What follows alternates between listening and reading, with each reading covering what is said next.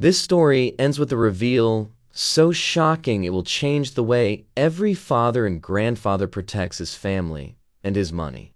Stay with me, because the last twist may be the most important lesson of your golden years. Before we dive in, if you love real grandparent stories where love and quick thinking outsmart danger, tap subscribe like you're locking your own safe. That way, every life-saving lesson finds you first. It all began on a bright Saturday in Denver, the day I was throwing a big party to celebrate winning $5 million in the Colorado Powerball. I'm Harold Mason, 68 years old, retired after 4 decades running a chain of neighborhood hardware stores. I'd always joked that if I ever hit the lottery, I'd buy everyone in Denver a round of coffee. But when those numbers matched and the state confirmed it, I decided on something even better. A party with my old work crew and closest friends at Buckhorn Exchange, the century-old steakhouse near downtown, where we'd celebrated every big company milestone. The morning of the celebration felt like a dream stitched in sunlight. My bungalow in the historic Park Hill neighborhood smelled of fresh cinnamon rolls. Neighbors dropped by with congratulations and curious smiles. My daughter Claire helped string lights on the porch while my son Greg and his wife Marissa floated in and out of the kitchen, checking details. I put my lottery check straight into a secure investment account, but I still kept a small fortune in bearer bonds and cash in-house safe. The nest egg I'd built long before the lottery. Old habits die hard. Something about having a tangible cushion still calmed me. By noon the backyard buzzed with laughter. Old colleagues teased me about becoming Denver's Warren Buffett. Greg slapped me on the back and said, "Dad, this is your day. Eat, drink, go crazy. We've got the house handled." His grin was wide, but I caught a flicker in his eyes that didn't match the joy in his voice. I brushed it off. Retirement had taught me not to chase every uneasy feeling. But sometimes instincts tap your shoulder for a reason. Just as I was about to leave for the steakhouse, Lily, my 14-year-old granddaughter, tugged gently in my jacket. Her green eyes, so like her grandmother's, looked troubled. "Grandpa," she whispered, glancing toward the kitchen where Greg and Marissa were laughing a little too loudly. "Can I talk to you alone? Right now?" I knelt so we were eye level. "What is it, sweet pea?" Her hands trembled as she passed me a folded slip of notebook paper. I wasn't spying," she said quickly, "but I overheard Dad and Mom last night. They have a plan. They think while you're at the party with your old friends, they can open your study safe and take all the cash and bonds. They said you'd be too busy giving speeches to notice." For a heartbeat the world went quiet. No laughter, no breeze through the aspens. Only Lily's worried eyes. I read her note. She'd written down fragments of the conversation she heard. "It keeps too much in that safe. Tonight's perfect. There'll be a buckhorn for hours." I took a slow breath and placed a steady hand on her shoulder. "You did right to tell me," I said softly, "and you did it with courage." Inside me, emotions collided, hurt, disbelief, anger. But another voice, calm and fatherly, spoke louder. "Think first. Act with wisdom." I hugged Lily. "This stays between us for now. Go help your grandma with the dessert table. I'll handle it." As she slipped away, my mind spun. Greg had always been my steady son, the one who helped me close the last store, the one who promised to teach his kids the value of honest work. What could push him to plan a theft on the very night we should be celebrating together? I forced a smile as I rejoined the crowd. "All right, folks, let's head to Buckhorn before we eat all the cake right here." But inside, a plan was already forming. Canceling the party outright would alert Greg and Marissa that I knew. Instead, I would play host, watch quietly, and gather proof. While guests grabbed coats and carpooled, I slipped into my study. The old Liberty safe stood behind the bookshelf, solid and silent. I spun the dial, opened the door, and checked the bundles of bearer bonds and emergency cash, still there. I slid a tiny AirTag-style tracker behind the inner hinge and discreetly closed the safe. Driving downtown in my Ford Explorer, I rehearsed what to do. I called Frank Dalton, my longtime friend and retired Denver police detective. We had fished together for decades. I trusted him like a brother. I spoke in coded language only we would catch. "Frank, I might have a home security test tonight. Could you swing by Park Hill? Maybe bring a camera?" Frank chuckled, instantly reading between the lines. "Testing or trouble? Let's call insurance," I said. He understood. "I'm on it." At Buckhorn Exchange, the party were to life. Old colleagues clapped me on the back. The air smelled of hickory and history. I gave toasts, told corny dad jokes, and let everyone believe I was simply the happiest retiree in Colorado. But beneath the smiles, my phone sat face up on the table, silent but ready. I'd set alerts from my home security system to ping if any interior door or the safe sensor opened. "Greg raises glass. To Dad, the luckiest man in Denver. May he enjoy his golden years in pure style." Applause burst around us, but I noticed the way he kept checking his watch, the brief text he fired off when he thought no one was watching. Minutes later, a vibration on my phone. Study door opened. Motion detected. I looked up, keeping my face a mask of cheer. Another vibration. Safe door jar. The room blurred for a second. I took a deep breath and smiled wider. "Folks," I said, lifting my glass, "to luck, love, and long friendships." Inside, every instinct sharpened. My celebration had just turned into a quiet, high-stakes chess match. The clink of glasses and scent of mesquite grilled steaks filled the Buckhorn Exchange. From the outside, it looked like the perfect victory dinner. Inside, my mind ran like a well-oiled safe lock. Each click a different plan. I slipped my phone under a napkin and read the security alert again. Study door opened. Safe door jar. "Dad, you okay?" asked my daughter Claire, her brow creased. "Just thinking about dessert," I said with a grin, lifting my glass. My voice was light, but my pulse thudded. Across the table, Greg leaned back, eyes flicking between me and his phone. Marissa whispered something to him and giggled too loudly. They clinked glasses and excused themselves to take a quick call with the babysitter. I caught Frank Dalton's name lighting up on my screen. I answered with the calm of a poker player. "Frank here," came his gravelly voice. "I'm at your house. Your granddaughter met me at the back gate like a pro. We saw your son's buddy slip out the side door. Safe's been tampered with, but nothing missing yet." My jaw tightened. "Good work. Stay there. Keep the cameras rolling. You want me to call the cops?" "Not yet," I said. "I need to see how far Greg and Marissa are willing to go." I hung up and returned to the laughter. Every few minutes I cracked a joke, refilled someone's glass, and checked my phone for fresh updates. Another alert. Kitchen window opened, closed. Then a photo from Frank, a shadowy figure, face half hidden, crouched near the safe. The caption read, "Still waiting," probably expecting to finish later. I forced myself to savor a bite of prime rib, each chew deliberate.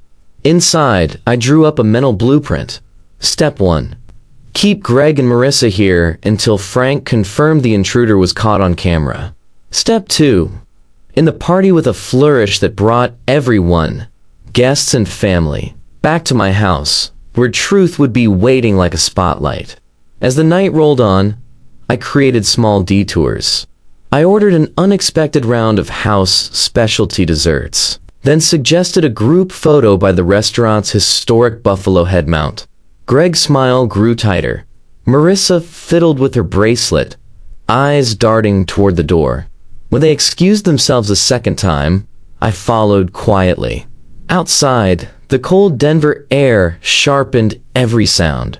I caught Greg's voice low but urgent. "He should be gone by now." Marissa hissed, "Keep your voice down." I stepped from the shadows. "Everything all right?" Greg jumped. "Dad." Yeah. Just checking on a babysitter. You know how it is." "Of course," I said smoothly. "Let's head back in." They're bringing out a surprise dessert. Their forced smiles followed me inside. Minutes later, another message from Frank. "Got full video of the intruder inside. Your safe is sealed. Want to spring the trap?" "Almost." I raised my glass again. "Friends, before we wrap up, how about one last toast back in my place? I got a vintage bourbon that needs opening tonight of all nights." Cheers erupted.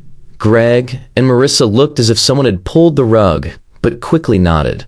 "Great idea, Dad," Greg said, his voice too bright.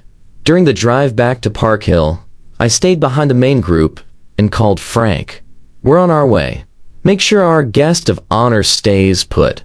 Frank chuckled. The guy's cornered like a raccoon. "Don't worry. Back home, the porch glowed with soft string lights. Neighbors were still chatting on the sidewalk, oblivious. Inside, Frank stood near the kitchen, his retired cop stance unmistakable. A faint sound, like someone jiggling a stubborn lock, came from the study. Guests filed in, laughing and eager for bourbon. I caught Greg slipping toward the hallway. "Greg," I called warmly, "give me a hand in the kitchen first." He froze, then forced a smile. "Sure, Dad." Once the last friend stepped inside, Frank quietly closed the front door and clicked the deadbolt. "Showtime," he said. I gathered everyone in the living room. "Before we pour the bourbon, I want to share one more surprise." Frank stepped forward. "Folks, I'm Frank Dalton, Harold's old fishing partner and a retired Denver detective. Tonight, we ran a little security test." Gasps rippled through the group. Greg and Marissa stiffened. Frank tapped his phone, and the big TV lit up with a crisp video feed. There on screen was a man, Greg's college buddy Vince, wearing gloves and trying to crack my safe. A hush fell. I turned to Greg and Marissa. I thought tonight was about celebration, but it seemed someone had other plans. Greg's face drained of color. Marissa clutched her purse like it might float her away. Frank continued evenly. "We caught Vince inside. He's in the back room right now, waiting for officers." The room buzzed with shock. Claire covered her mouth. Old colleagues shook their heads. I kept my voice steady. "Greg, Marissa, this is your chance to tell the truth before we involve the law." Greg's lips parted, but no sound came. He glanced at Marissa. She whispered, We just need to talk to you about the inheritance." Frank raised an eyebrow. "By cracking a safe?" The silence felt as heavy as a bank vault door. Finally, Greg spoke, voice cracking. "Dad, I was drowning in debt. I thought if I could borrow the cash before you noticed, pay it back quick, no one would know. Vince said he could help. It was stupid. I see that now." I exhaled slowly. Inside me, anger wrestled with heartbreak. My own son, whom I trusted with store keys, fishing secrets, even my retirement dreams, had turned the night of my triumph into a scheme. The guests sat stunned. Some shifted uncomfortably. Others stared at Greg as if seeing him for the first time. I held up a hand. "I need a moment alone with my family." Friends quietly slipped outside, murmuring in disbelief. Only Claire stayed, eyes fierce with protective love. Frank stood guard but kept a respectful distance. In the quiet, I looked at Greg and Marissa. "I'll build my life on trust. Tonight you tested every nail in that foundation." Greg swallowed hard. "Dad, I'll accept whatever you decide." Marissa's eyes brimmed. "We were desperate. I'm so sorry. I'll let the silence work, because sometimes silence speaks louder than 100 lectures." At last I said, "This conversation isn't over. But for now, you will both sit here until I return with the rest of our guests. Everyone will hear only what I choose to share." They nodded, heads bowed. I stepped outside into the crisp Denver night where friends waited under the glowing porch lights. I offered a calm smile. "False alarm, folks. We'll settle family matters privately. But remember this, even on nights of celebration, Keep your eyes open and your trust protected." The group murmured understanding and, one by one, drifted home, still whispering about what they'd seen. Inside, Frank approached quietly. "Officers are here if you want to press charges." I shook my head for now. "Not tonight. Tomorrow I'll decide." As the house grew quiet again, I realized Act 1 of my celebration had turned into Act 2 of a life-changing lesson. The game wasn't over. The real work, balancing justice, forgiveness, and airtight financial protection, was just beginning. The house settled into an uneasy quiet once our friends had gone.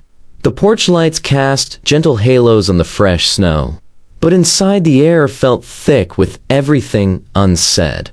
Frank stayed by the door, steady as a sentinel, while Greg and Marissa sat on the sofa, heads lowered like school kids waiting for the principal. I poured myself a cup of decaf and one for Claire. My hands were steady now. The adrenaline had burned off, leaving a hard, clear calm. I took a slow sip and looked at my son. "Greg," I began, "I need you to walk me through everything. No shortcuts." He let out a breath that sounded more like surrender. "It started months ago. The business I invested in collapsed. I kept thinking I'd dig out, but the bills multiplied. Marissa and I argued every night. I didn't know how to face you after all the times you warned me about get-rich-quick schemes." Marissa's voice cracked. "I begged him to tell you, but he kept saying we could fix it quietly. Then when you won the lottery," she shook her head, tears spilling. "It looked like an easy way to make the problem disappear." I listened without interrupting, each word layering hurt and clarity in equal measure. "So you decided theft was better than an honest conversation?" Greg wiped his eyes. "I convinced myself it was just a loan I'd replace before you noticed. Vince said he could handle the safe without damage." Frank stepped forward. "For the record, Vince is cooling his heels in my truck. I called a fellow officer to pick him up quietly. No one else in the neighborhood needs to know yet." I nodded, grateful. "Thank you, Frank. You've been a rock tonight." Turning back to Greg and Marissa, I asked, "Did you ever stop to think what this would do to Lily?" At her name, both looked stricken. Greg buried his face in his hands. "She's the best of us, and I nearly taught her the worst lesson possible." Claire finally spoke, her voice firm but not unkind. "Dad, I know this isn't mine to decide, but I believe they can make things right if we put strict safeguards in place." I looked from one child to the other, Claire with her steady courage, Greg with his broken pride, and felt something deeper than anger stir in me.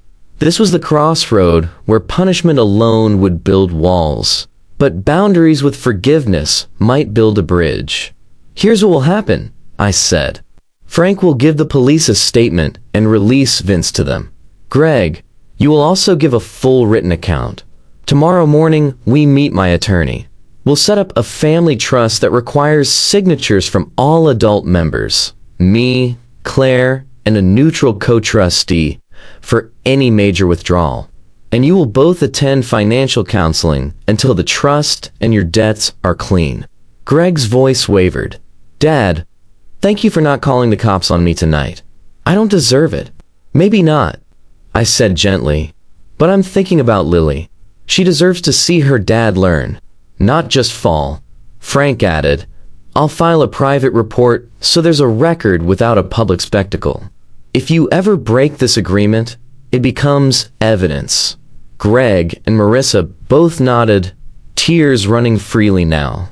I walked into the study, opened the Liberty safe, and inspected the contents with everyone watching. Everything was intact.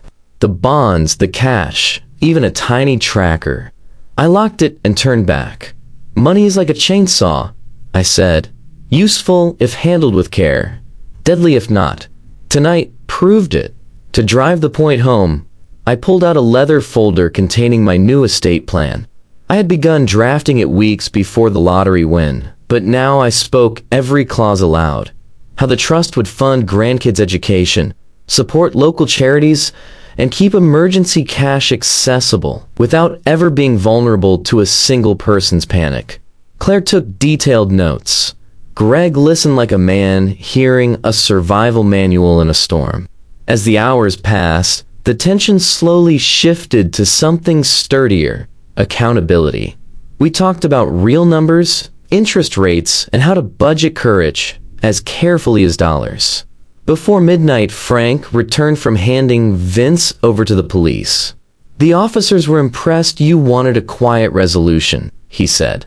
"They'll keep the paperwork sealed as long as the restitution agreement holds."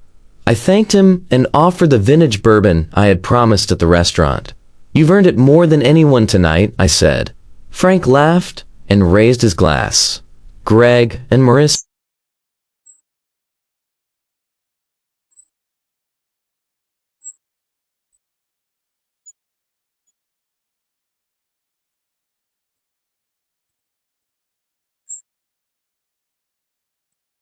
"Dad," he said quietly, "I thought winning the lottery might make us careless. Tonight, show me how strong you are. I promise I'll spend the rest of my life proving I could be trusted again." I studied his face, the boy I once taught to ride a bike, the man who had nearly betrayed me, and the son who now seemed willing to rebuild. "Then start by sleeping under this roof tonight," I said. "We'll meet the lawyer at 9 sharp." We shook hands like partners beginning a new business, because in a way, that's exactly what we were doing. The next morning, Denver greeted us with a cold blue sky. I made pancakes while Greg brewed coffee. There was no awkwardness, only the quiet focus of people who know a long day of rebuilding lies ahead. When Claire and Lily arrived, Lily ran straight to me. "Grandpa, is everything okay now?" I knelt and hugged her tight. "Better than okay, sweetheart. Because of your courage, our whole family is safer and closer." Her eyes sparkled. "Does that mean we can still have a celebration?" I smiled. "Yes, but first, we put our new plan in writing." At the lawyer's office downtown, we spent hours drafting a trust that covered every base. Dual signature withdrawals if for anything over a set amount. Funds earmarked for college, healthcare, and community charities. Automatic quarterly reviews with a professional fiduciary. Greg signed each page with a solemn focus. Marissa, pale but determined, initialed every clause. By noon, the trust was legally bulletproof. As we stepped onto the busy sidewalk, I felt the crisp Colorado air fill my lungs. We hadn't just stopped a crime. We had built a system strong enough to outlast fear, greed, or even memory itself. That evening, with paperwork filed and Lily happily setting out dessert plates, I finally poured the bourbon I promised. The house glowed with laughter again, but this time it carried something deeper, harder in trust. I raised my glass. To courage, to forgiveness, and to planning so solid that love, not panic, decides every future day. The family echoed the toast. For the first time since the lottery win, I felt a peace worth far more than money. Morning sunlight streamed across my Park Hill living room, turning the wood floors into ribbons of gold. For the first time since the lottery win, the house felt truly at peace. The safe behind the bookshelf no longer felt like a secret vault. It felt like a well-built bridge into the future. Claire arrived with a basket of blueberry muffins and the calm confidence of someone who had seen a storm pass. Lily dashed in behind her, hair flying. "Grandpa, are we still celebrating today?" she asked. I hugged her. "We are, sweetheart, because today we celebrate something even bigger than winning the lottery. We celebrate trust rebuilt." Greg and Marissa joined us soon after, carrying the thick folder from the lawyer's office. Their faces were still lined with last night's lessons, but there was a steadiness in their eyes. We gathered at the big oak table, mugs of coffee steaming.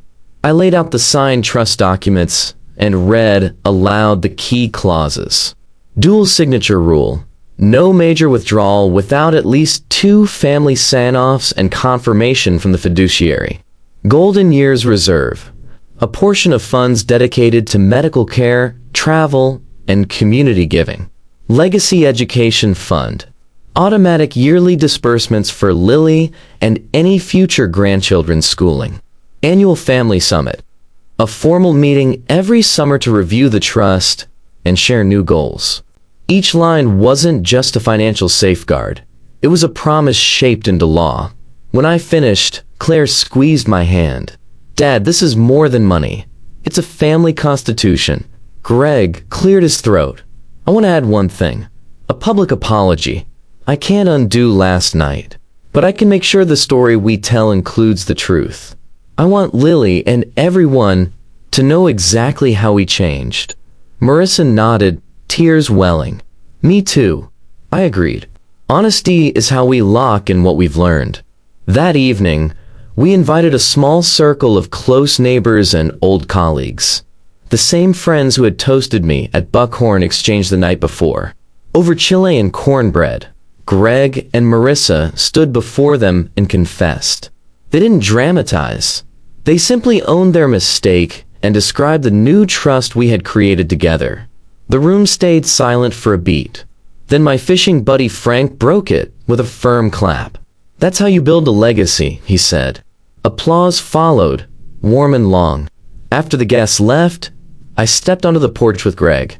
The Denver night was clear and sharp, the city lights like quiet constellations. "Dad," he said, voice steady, "I thought last night would end our family. Instead, it saved us." I nodded. Sometimes the hardest knock is what opens the strongest door. In the weeks that followed, our family story spread beyond our neighborhood. A local radio station invited me to share how we turn a near theft into a financial education model. Seniors called in to say they were adopting our dual signature trust and family summit ideas. I accepted speaking invitations at retirement groups and church halls. I never played the hero. I told the plain truth.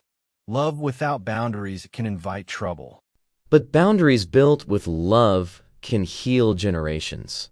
Every time I spoke, I started with Lily's courage. "She's the real hero," I'd say. She listened to her heart and spoke up. Her cheeks always turned pink when the audience cheered. Claire began recording our talks, uploading them as short videos for families everywhere. One clip titled, "How My Granddaughter Saved a $5 million Legacy," went viral among senior groups and financial planners.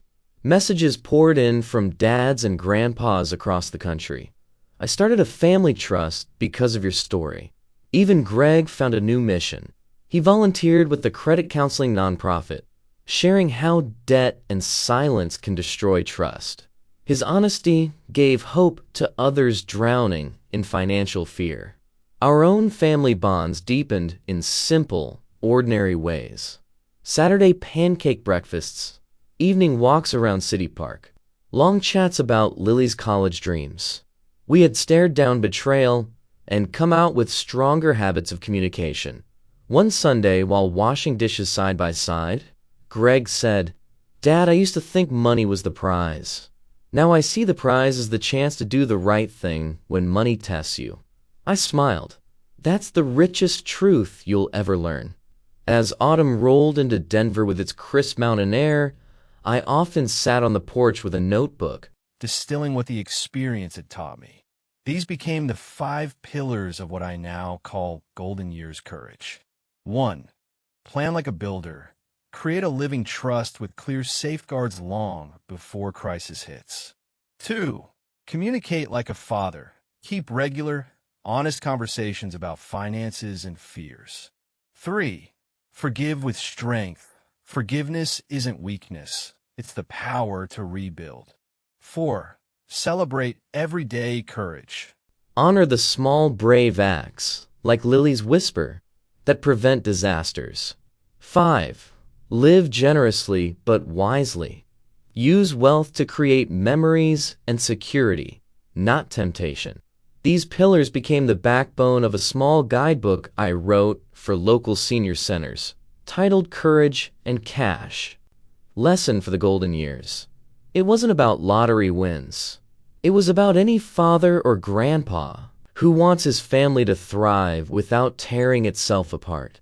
To mark the 1-month anniversary of my lottery win and the turning point it sparked, we held another gathering, this time fully on our terms. We rented a lodge up in Estes Park with a deck overlooking the Rockies. Friends, neighbors, and even Thrank's police buddies joined us. As the sun set behind Long's Peak, we shared a meal of smoked trout and Colorado corn. Lily surprised me with a handmade wooden plaque etched with our family motto: Courage, honesty, forgiveness forever. I raised my glass. This isn't a toast to winning money, I said. It's a toast to building a life that money can't break. Cheers echoed through the cool mountain evening. Greg and Marissa stood beside me. No shadows left between us. Before you leave this story, remember, a secure future isn't luck. It's planning plus courage. If you're a father or grandpa, start the conversation today. Protect your savings. Teach your family about honesty and forgiveness. And subscribe to this channel for more true stories that turn fear into wisdom and betrayal into lifelong strength.